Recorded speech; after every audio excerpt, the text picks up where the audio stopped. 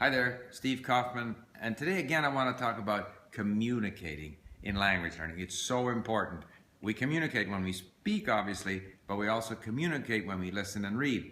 And the other day on our forum at Link, someone said that they had been working at Link and listening and reading, and they felt as if they weren't making any progress. They didn't feel that they understood any better than 3 months earlier. They had done a 90-day challenge at Link. I'm going to ask that person, are you listening to and are you reading things that you're really interested in? In other words, is this compelling content? This is something that Stephen Krashen refers to all the time, compelling content. If what you are reading and listening to is of great interest to you, and I might add, if you're listening to something where you enjoy the voice and the subject is of interest and possibly the subject is familiar to you, I don't see how you can't understand more and more.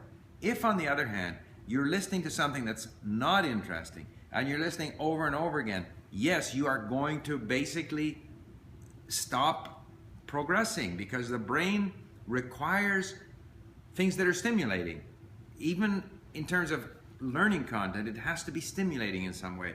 And I have made reference in previous videos to this interleaving, that it's a good idea sometimes to leave something that you're working on, go and do something else, study some other subject, and then come back to it. And all of this refreshes the brain, and the brain learns better, rather than trying to sort of learn a block of something or force yourself to learn something that's not very interesting to you. So communicating is the best way to learn. Communication, whether it be listening and reading, which I consider to be communicating, or speaking, this is the key to learning, but it has to be compelling. It has to be, of interest. And the more compelling, the nicer the voice in your ears, the more you are attracted to the subject, the better you're going to learn. So remember Stephen Krashen with his compelling content. It has to be compelling.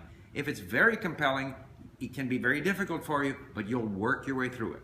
So communicating, but meaningful, compelling communication. Thanks for listening.